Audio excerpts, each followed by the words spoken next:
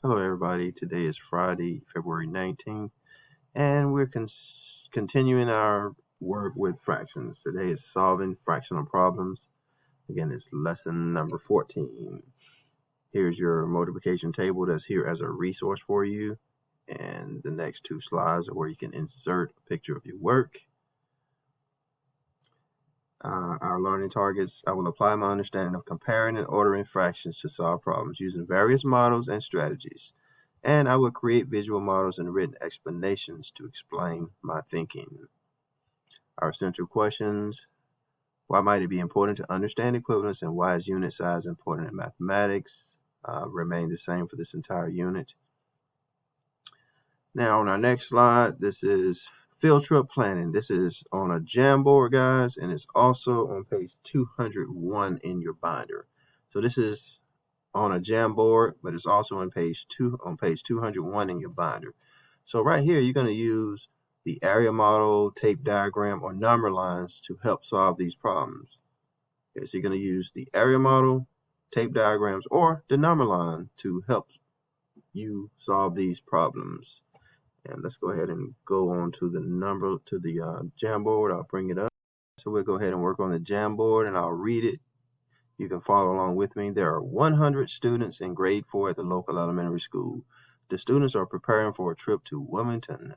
For lunch, they can choose sandwiches, pizza, or hamburgers. 1/4 of the students want sandwiches. 5/10 of the students want pizza. How many students want hamburgers for lunch on the field trip? And let's go ahead and use our cubes on this one. So the total of 100 students in grade 4 at the local elementary school. Students are preparing for a field trip to Wilmington. For lunch, they can choose sandwiches, pizzas, or hamburgers. 1/4, we're going to circle that key number there. 1/4 of the students want sandwiches. 5/10, I'm going to circle that, of them want pizza. How many students want hamburgers for lunch on the field trip? All right, so let's take a look at this, guys. There are 100 total students. You have to make sure you keep that in mind in grade 4. 100 total students. 1/4, we're going to look at the 1/4 of students want sandwiches. So 1/4 of the 100. So we're going to do, let's do a tape diagram for that one first. So I'm going to do a tape diagram. I want to put it into 4 equal parts. So this is going to be the middle. All right, so now I've got 4 equal parts. 1/4 of the students want sandwiches. So let's see, I'm going to shade in. 1/4 of them want sandwiches. And 1/4 of the students want sandwiches, and 5/10 want pizza. So how many students want hamburgers for the trip, for lunch on the trip? So we need to figure out if this is 4 equal parts and there's 100 total students, these have to be equal. So how many goes into each of these rectangles? So equal parts, you should have 25 students in each. 25, 25, 25, 25 students in each. That adds up to be 100 students. So 25 of the students want sandwiches. So 25 students want sandwiches. Okay, so that's one way to do it, using a tape diagram. You could also use area model drawings if you wanted, or you could do it on a number line. But you have to make sure the key thing is that there are 100 total students. All right, so we've answered that question. How many students want hamburgers for lunch on the trip? It's going to be 25 out of the 100. All right, let's go on to our next Jamboard, the next slide on the Jamboard. So it looks like this is the exact same one, but there's some more added to it. So 20 of the 100 fourth graders have food allergies. What fraction of the fourth graders have food allergy?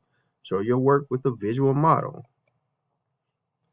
So let's pause the video, and I want you to try to work through that one similar to the way I did here, but you can use an area model, or you can use a number line. All right, so let's take a look at this second part here. 20 of the 100 fourth graders have food allergies? What fraction of the fourth graders have a food allergy? Now, you could easily say that 20 out of the 100 fourth graders have food allergies. So if you said 20 out of 100, you'll be correct. Now, using a visual model on that, I drew a tape diagram, and I just split it up into 10 equal parts. So I have 1, 2, 3, 4, 5, 6, 7, 8, 9, 10 equal parts. And remember, I've got a total of 100 fourth graders. So all of it has to equal up to be 100. So that means that there's 10 people in each rectangle. So there's 10 students in each rectangle. And I shaded in 2 of them, which represents 20 students. So my fraction could also be 1, 2 out of the 10. So an equivalent fraction is 2 out of 10. Okay? And thinking back to our work with equivalent fractions, you'll know that this is also equivalent to 1/5. Okay, so any of these answers would be correct. 20 hundredths, 2 tenths, or 1/5. Any of those will be correct. All right, so let's move on to our next slide. This one is also going to be on the same Jamboard that we just worked on, and it's also on page 203 in your binder, solving fractional problems. So we're going to work on these, and if you're working on this at home and you're not in our live lesson, of course, you're not going to be able to be with the group, so you're going to work on them individually. So you're going to use the area model, tape diagram, or the number line to help you solve these problems. So you're going to be able to use some of those strategies we've already worked on to help you to solve these problems. And again, this is also on the same Jamboard that we had before, solving fractional problems. And this is the one that we just completed. This is going to be the start of this work. Okay, it's going to be on slide 3. So let's take a look. Go ahead and pause the video, and I want you to try to work through it as much as you can. So let's go ahead and look at this one. 3 friends buy the same size bag of cookies. Jen eats 2/4 of a bag of cookies. Claire eats 1/3 of a bag of cookies, and Emma eats 5/6 of a bag of cookies. Put the amounts in order from least amount to most amount eaten.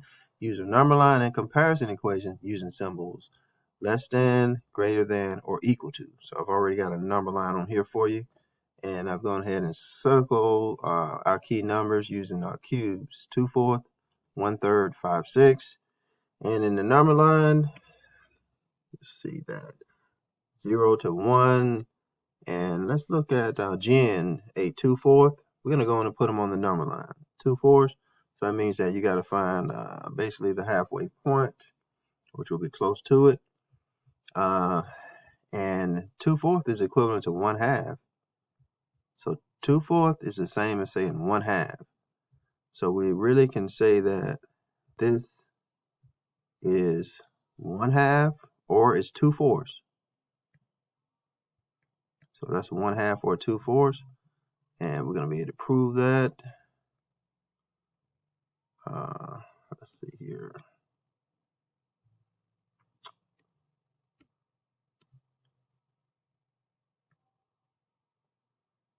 So this is 1/2 or 2/4 right here. And now Claire eats 1/3 of a bag of cookies. So she eats 1/3 of a bag of cookies. So we use a different color for Claire. So we need to put it into 3 equal parts. 1, 2, 3. So how about 1, 2, 3 for Claire? So 1/3 for Claire. So 1/2 is going to be for Jen. We'll make sure we mark that as Jen. 1/3 for Claire, and the C is for Claire. And now we need 5/6 for Emma. So we need 5/6 for Emma. So let's see here. So we need to put it into 6 equal parts for Emma.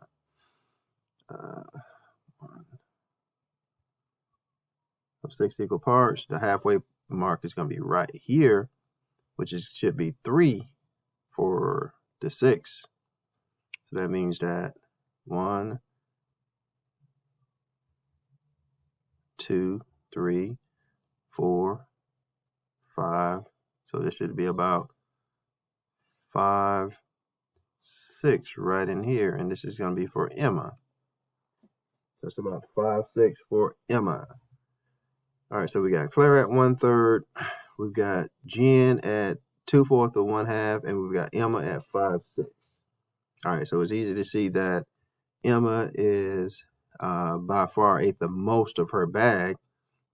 So when we put it in a comparison equation, it should look like this. 1/3 is less than 2/4, which is less than 5, 6. So this is a comparison equation for us here. 1/3 is less than 2/4, which is less than 5, 6. That means that the bigger one is 5, 6. So go ahead and pause this video and go ahead and copy it down. If you didn't get it correct, copy it down. All right, let's take a look at this one. Emilio, 2/3 of an orange. So this represents 2/3 of an orange. He has 3/10 of an apple. So this is representing 3/10 of an apple. Does it have a larger portion of orange than apple or an apple? You'll see it's easy to see that more of this is shaded in for the orange. So 2/3 is greater than 3/10. A greater portion of the orange is what he has. All right, so moving on to our next one here, guys. This is about 2 bakeries. 2 bakeries are frosting cupcakes using a gallon-sized container. Sweet Shop used 4/12 of the container, and Sweet Treats used 1/4 of the container. Which bakery used more frosting? Is using an area model and comparison equation, and using the symbols less than, greater than, equal to. So right here, and I'm about giving you the answer, but I want you to go ahead and to shade in the actual model. 4/12 is greater than 1/4, so this is the correct answer. This Sweet Shop used more. So I want you to represent it in the actual model there, but this is the correct answer for that one. All right, so I'm going to go ahead and go to the next one. Make sure to pause it, guys. You can pause it as often as you like. Same thing here. For an art project, Mr. Donovan, Mr. Dean, and Mr. Rogers are all using clay. Mr. Donovan uses 8/12 of a pound of clay. Mr. Dean uses 9/10 of a pound of clay, and Mr. Rogers uses 8/10 of a pound of clay. Put the amounts of clay in order from smallest amounts to the largest using area model and comparison equation. So I've done the comparison equation right here. So this is actually the correct answer, and I want you to go ahead and do the area model. So 8/12 is actually less than 8/10, which is less than 9/10. So what that means is that 9/10 is the bigger portion. The next bigger is 8/10, and the smallest one is going to be 8/12. So you go ahead and do it in the actual model. So next, independent work, I want you to work on, this is actually on a Jamboard, on the same Jamboard that we just worked on. So journal prompt, fractional ideas is 7/8 or 9/10 larger. You can use a visual model to prove your thinking, explain why you chose the strategy you did, and how does it help you compare to fractions. So this is examples of vocabulary that you should be using. And this is also on page 205. So you can do it on the Jamboard or on page 205. If you did it on 205, remember you have to take a picture of your work and insert it into the slides. And depending on what your specific teacher wants you to do, this they could assign this as additional work for you. And this is going to be on page 207. So this is if you need help comparing fractions using models, here's your help button you can click on.